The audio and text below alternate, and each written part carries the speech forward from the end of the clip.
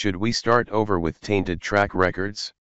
Valerie Adams is a 32-year-old shot putter from New Zealand who is not competing at the IAAF World Championships that open Friday in London because she's pregnant.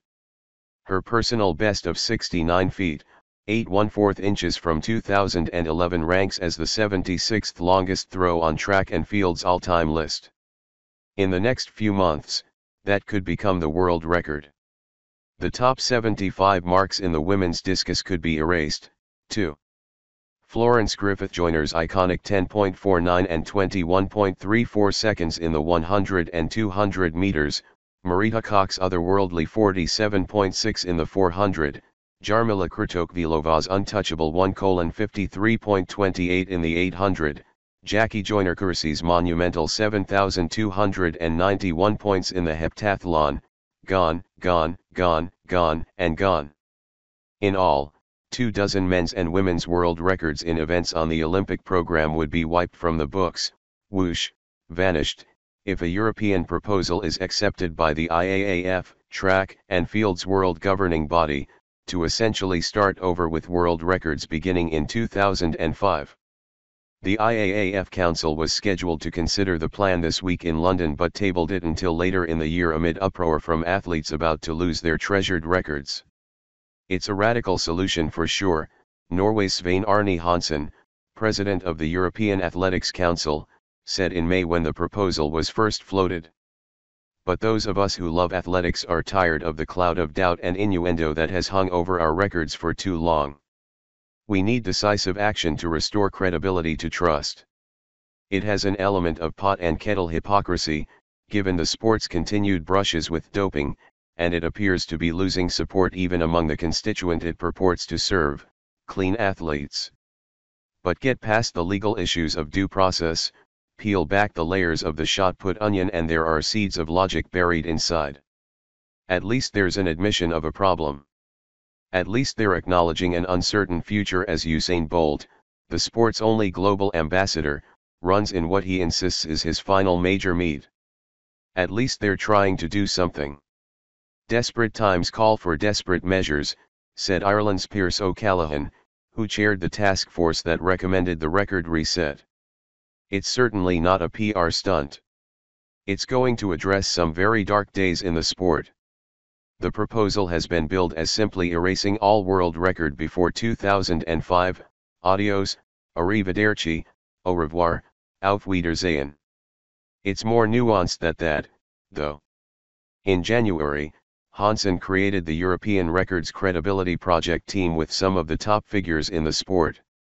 It identified 4 alternatives: doing nothing, eradicating suspicious records on a case-by-case basis, the javelin option and the 1913 option. The javelin option is an intriguing out. In the 1980s, juiced Eastern Europeans began throwing the spears so far that they sailed across the infield and onto the far turn of the track, and nearly into the stands. The old world record by East Germany's Uwe Hahn is 114½ yards. So they moved the center of gravity on javelins toward the point, bringing down the nose earlier in flight. The javelin records were wiped clean and they started over. Great idea, except how are you going to do that with track events? Run 105 meters instead of 100? Build 4 20-meter ovals instead of 400? The grassroots implications on a dying sport might be enough to kill it. So they settled on the 1913 option, which refers to the founding of the IAAF and establishment of criteria for marks that recalibrated the record book a century ago.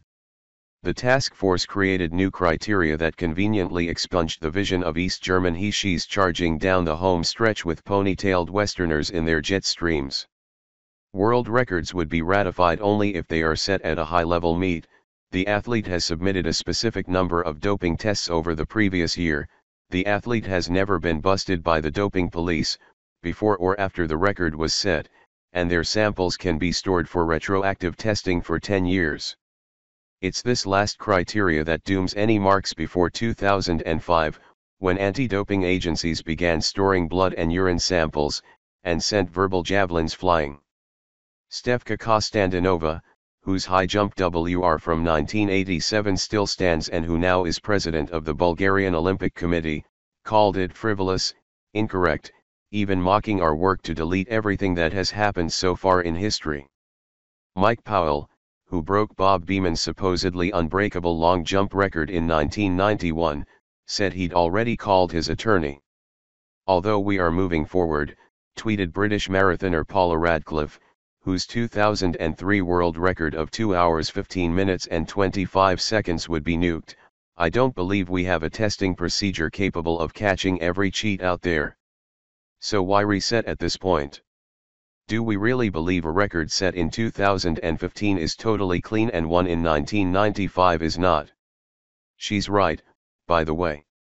The entire Russian team, minus a few cleared athletes competing under a neutral flag, is banned from the World Championships in London amid compelling evidence of systemic state-sponsored doping.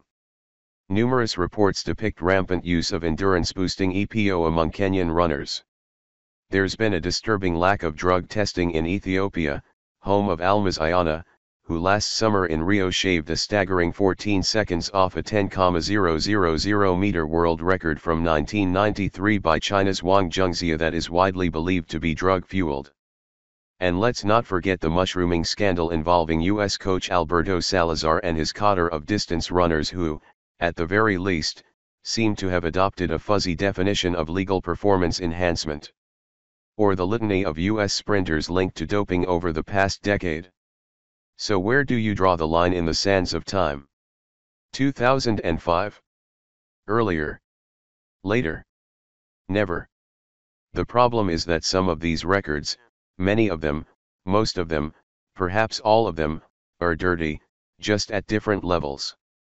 Before the advent of out-of-competition testing in 1991, athletes could use whatever they wanted and many did, hence the 47.6-second quarter mile by a woman 31 years ago. The major advance in drug testing has not been to eradicate doping but limit it, forcing athletes to fly under the radar by using smaller amounts or seek less effective but undetectable substances. One answer is to de-emphasize world records and focus on personalities and competition instead, much as horse racing does. You rarely hear about 6 furlong records, you do hear that a horse has won 8 of 10 starts. Can anybody cite Usain Bolt's career one-loss record in the 100? But that requires a massive and probably unrealistic shift in mentality, and it strips the sport of one of its unique charms, the ability to compare today's athlete to yesteryear. The other answer, if you're hell-bent on revisionist history, is to cull records by event and by drug. Steroids were the rage in the 80s. They're most effective in power events like sprints and throws, and more potent in women than men, who naturally produce large amounts of muscle-building testosterone. With the 2005 date losing support, there is talk of amending the proposal's reset date to 1991, which would still blitz dubious women's records in everything from 100 to 800 meters, the shot put and discus. Except that leaves all the distance marks shattered from the mid-90s to mid-2000s, when endurance athletes turned their blood to the consistency of jello with EPO and testers were powerless to stop them. Men's world records in 3,000 meter steeplechase, 5,000 and 10,000 fell a combined 23 times between 1990 and the arrival of more sophisticated EPO testing in 2005, and none since. A mid-2000s reset makes more sense there. Of course, we're getting ahead of ourselves. There's no evidence that the act or temptation of doping has waned in recent years, and the IAAF is still awash in corruption allegations among its highest-ranking officials. It's a noble and needed gesture, restoring credibility to world records, reinventing trust. And right now, a premature one. Might want to tent the house for termites before painting over the rotted wood.